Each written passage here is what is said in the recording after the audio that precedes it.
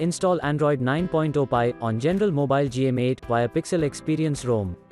Please check the description for important notes and all the download links. First download ROM and GApps packages, then transfer the downloaded files to the phone storage, link is in the description below. Step 2. Boot your device into TWRP recovery. Once in TWRP, click on Wipe, Advanced Wipe, and select the check boxes, as shown in the image, excluding internal storage. Step 4. Swipe the button to wipe the device.